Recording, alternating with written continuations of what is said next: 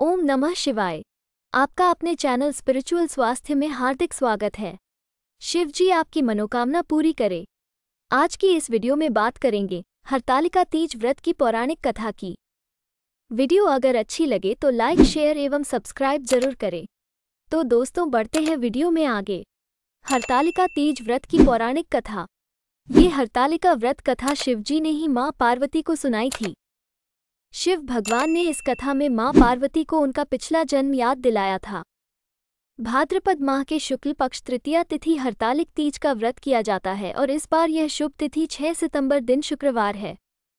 इस दिन विधि विधान के साथ भगवान शिव और माता पार्वती की पूजा अर्चना करते हैं और हरतालिका तीज व्रत की कथा सुनते व पढ़ते हैं। चलिए जानते हैं हरतालिक तीज व्रत कथा के बारे में। हरतालिका तीज के दिन माँ पार्वती और भगवान शिव की पूजा की जाती है। इस दिन सुहागिन महिलाएं पति की लंबी उम्र और अखंड सौभाग्य की कामना के साथ व्रत रखती हैं और पूजा करती हैं। कुंवारी लड़कियां भी अच्छे वर की कामना के लिए इस व्रत को रखती हैं। इस दिन व्रत रखने वाली महिलाएं करवा चौथ की ही तरह शाम को चंद्रोदय के बाद चंद्रमा को अर्घ्य देकर व्रत खोलती हैं। इस व्रत में सुहागिनें मां गौरी से सौभाग्यवती होने का आशीर्वाद मांगती हैं। पूजा के अलावा इस दिन कुछ उपाय भी किए जाते हैं जिन्हें करके आप वैवाहिक जीवन में खुशियां प्राप्त कर सकती हैं। हरतालिका तीज के दिन सुहागिन महिलाएं निर्जला व्रत रखें और शाम के समय 16 श्रृंगार करके किसी शिव के मंदिर में जल चढ़ाएं। साथ ही मां पार्वती को लाल रंग की चुनरी अर्पित करें। इसके बाद ओम गौरी शंकराय नमः मंत्र का जाप करें।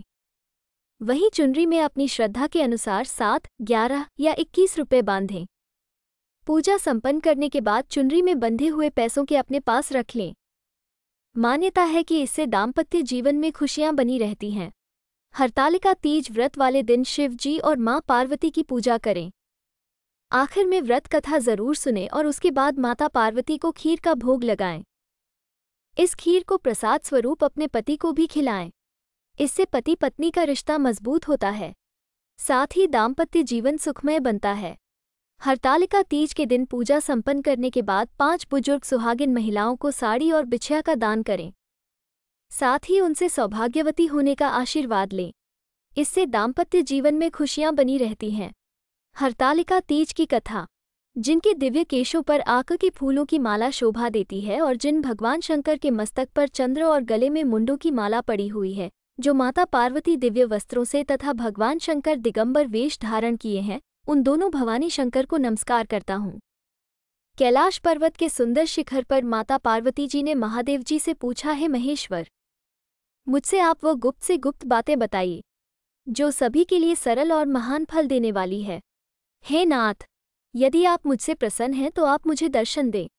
हे जगतनाथ, आप आदि, मध्य और अंत रहित हैं। आपकी माया का कोई पार नहीं है। आपको मैंने किस भांति प्राप्त किया है? कौन से व्रत, तप या दान के पुण्य फल से आप मुझको वर रूप में मिले? महादेव जी बोले, हे देवी, मैं आपके सामने उस व्रत के बारे में कहता हूँ जो परम गुप्त है। जैसे तारागणों में चंद्रमा और ग्रहों में सूर्य, वर्णों में ब्राह्मण, देवताओं में गंगा, पुराणों में महाभारत, वेदों में साम और इंद्रियों में मन श्रेष्ठ है, वैसे ही पुराण और वेद सब में इसका वर्णन आया है, जिसके प्रभाव से तुमको मेरा आधा आसन प्राप्त हुआ है। हे प्रिय, उसी का मैं तुमसे वर्णन करता हूँ। सुनो। भाद्रपद भादों मास के शुक्ल पक्ष की हस्त नक्षत्र के दिन इस व्रत का अनुष्ठान मात्र करने से सभी पापों का नाश हो जाता है। तुमने पहले हिमालय पर्वत पर इसी महान व्रत को किया था जो मैं तुम्हें सुनाता हूँ। पार्वती जी बोली, हे प्रभु, इस व्रत को मैंने किस लिए किया था, यह मुझे सुनने की इच्छा है, सो कृपा करके कहें। शंकर जी बोले, आर्यावर्त में हिमालय नामक एक महान पर्वत है, जहाँ अनेक प्रकार की भूमि अनेक प्रकार के वृक्षों से सुशोभित है, जो सदैव बर्फ से ढके हुए तथा गंगा की कल कल ध्वनि से शब्दायमान रहता है। हे पार्वती जी, तुमने बाल्यकाल में उसी स्थान पर परम तप किया था और 12 वर्ष तक के महीनों में जल में रहकर तथा बैशाख मास में अग्नि में प्रवेश करके तप किया। सावन के महीने में बाहर खुले में निवास कर अन्न त्याग कर तप करती रहीं।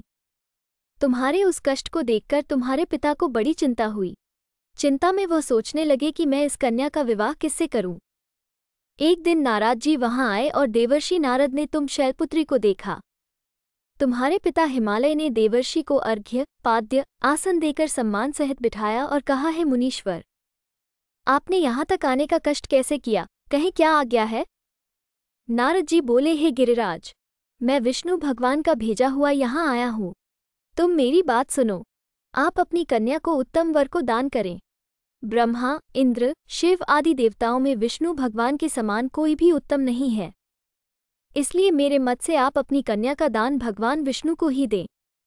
हिमालय बोले, यदि भगवान विष्णु न स्वयं ही कन्या को ग्रहण करना चाहते हैं और इस कार्य के लिए ही आपका आगमन हुआ है तो वह मेरे लिए गौरव की बात है। मैं अवश्य उन्हें ही दूंगा। हिमालय का यह आश्वासन सुनते ही देवर्षि नारद जी आकाश में अंतर्धान हो गए और भगवान विष्णु के पास पहुंचे। नारद जी ने हाथ जोड़कर भगवान विष्णु से कहा, प्रभु, आपका विवाह कार्य निश्चित हो गया है। इधर हिमालय ने पार्वती जी से प्रसन्नतापूर्वक कहा, है पुत्री, मैंने तुमको गरुड़ ध्वज भगवान विष्णु को अर्पण कर दिया है। पिता के इन वाक्यों को सुनते ही पार्वती जी अपनी सहेली के घर गईं और पृथ्वी पर गिरकर अत्यंत दुखित होकर विलाप करने लगी। उनको विलाप करते हुए देखकर सखी बोली, हे देवी, तुम किस कारण से दुखी हो, मुझे बताओ, मैं अवश्य ही तुम्हारी इच्छा पूरी करूंगी। पार्वती बोली, हे सखी, सुन, मेरी जो मन की अभिलाषा है सुनाती हूँ। मैं महादेव जी को वरण करना चाहती हूँ। मेरे इस कार्य को पिताजी ने बिगाड़ना चाहा है, इसलिए मैं निसंदेह इस शरीर का त्याग करूंगी। पार्वती के इन वचनों को सुनकर सखी ने कहा, हे देवी, जिस वन को तुम्हारे पिताजी ने न देखा हो तुम वहां चली जाओ। तब देवी पार्वती अपनी सखी का यह वचन सुन ऐसे ही वन को चली गई। पिता हिमालय ने तुमको घर पर न पाकर सोचा कि मेरी पुत्री को कोई देव, दानव अथवा किन्नर हरण करके ले गया है। मैंने नारद जी को वचन दिया था कि मैं पुत्री का भगवान विष्णु के साथ वरण करूंगा, हाय अब ये कैसे पूरा होगा? ऐसा सोचकर वे बहुत चिंतातुर हो मूर्छित हो गए।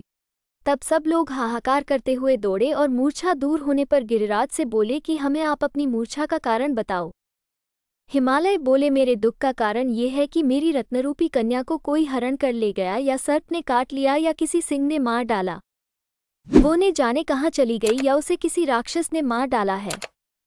इस प्रकार कहकर गिरिराज दुखित होकर ऐसे कांपने लगे जैसे तीव्र वायु के चलने पर कोई वृक्ष कांपता है।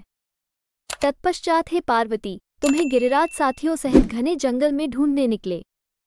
तुम भी सखी के साथ भयानक जंगल में घूमती हुई वन में एक नदी के तट पर एक गुफा में पहुंची। उस गुफा में तुम आनी सखी के साथ प्रवेश कर गई, जहां तुम अन्न जल का त्याग करके बालू का लिंग बनाकर मेरी आराधना करती रहीं। उस समय पर भाद्रपद मास की हस्त नक्षत्र युक्त तृतीया के दिन तुमने मेरा विधि विधान से पूजन किया तथा रात्रि को गीत गायन करते हुए जागरण किया। तुम्हारे उस महाव्रत के प्रभाव से मेरा आसन डोलने लगा। मैं उसी स्थान पर आ गया जहां तुम और तुम्हारी सखी दोनों थीं। मैंने आकर तुमसे कहा, है वरान्य, मैं तुमसे प्रसन्न हूँ। फिर तुम मुझसे वरदान मांगने लगी। तब तुमने कहा कि हे देव, मैं तथास्तु ऐसा कहकर कैलाश पर्वत को चला गया और तुमने प्रभात होते ही मेरी उस बालू की प्रतिमा को नदी में विसर्जित कर दिया। हे शुभे, तुमने वहां अपनी सखी सहित व्रत का पारायण किया। इतने में तुम्हारे पिता हिमवान भी तुम्हें ढूंढते ढूंढते उसी घने वन में आ पहुंचे। उस समय उन्होंने नदी के तट पर 2 कन्याओं को देखा तो ये तुम्हारे पास आ गए और तुम्हें हृदय से लगाकर रोने लगे। बोले, बेटी, तुम इस सिंह व्याघ्रादि युक्त घने जंगल में क्यों चली आई? तुमने कहा, है पिता, मैंने पहले ही अपना शरीर शंकर जी को समर्पित कर दिया था, लेकिन आपने नारद जी को कुछ और बोल दिया, इसलिए मैं महल से चली आई। ऐसा सुनकर हिमवान ने तुमसे कहा कि मैं तुम्हारी इच्छा के विरुद्ध ये कार्य नहीं करूंगा। तब वे तुम्हें लेकर घर को आए और तुम्हारा विवाह मेरे साथ कर दिया। हे प्रिय, उसी व्रत के प्रभाव से तुमको मेरा अर्धासन प्राप्त हुआ है। इस व्रतराज को मैंने अभी तक किसी के सम्मुख वर्णन नहीं किया है। हे देवी, अब मैं तुम्हें ये बताता हूँ कि इस व्रत का ये नाम क्यों पड़ा। तुमको सखी हरण करके ले गई थी, इसलिए हरतालिका नाम पड़ा। पार्वती जी बोली, हे स्वामी, आपने इस व्रतराज का नाम तो बता दिया, लेकिन मुझे इसकी विधि और फल भी बताइए कि इसके करने से किस फल की प्राप्ति होती है। तब भगवान शंकर जी बोले, सौभाग्य की इच्छा रखने वाली महिलाओं को यह व्रत पूरे विधि विधान के साथ करना चाहिए। व्रत में केले के खंभों से मंडप बनाकर उसे वंदनवारों से सुशोभित करें। उसमें विविध रंगों के उत्तम रेशमी वस्त्र की चांदनी ऊपर तान दें। चंदन आदि सुगंधित द्रव्यों का लेपन करके महिलाएं एकत्रित हों। शंख, भेरी, मृदंग आदि बजावें। विधि पूर्वक मंगलाचार करके श्री गौरी शंकर की बालू निर्मित प्रतिमा स्थापित करें। फिर भगवान शिव पार्वती जी का गंध, धूप, पुष्प आदि से विधिपूर्वक पूजन करें। अनेकों नैवेद्यों का भोग लगावें और रात्रि को जागरण करें। नारियल, सुपारी, जंवारी, नींबू, लौंग, अनार, नारंगी आदि ऋतुफलों तथा फूलों को एकत्रित करके धूप, दीप आदि से पूजन करके कहें, हे कल्याण स्वरूप शिव, हे मंगल रूप शिव, हे मंगल रूप महेश्वरी, हे शिवे, सब कामनाओं को देने वाली देवी कल्याण रूप तुम्हें नमस्कार है। कल्याण स्वरूप माता पार्वती, हम तुम्हें नमस्कार करते हैं।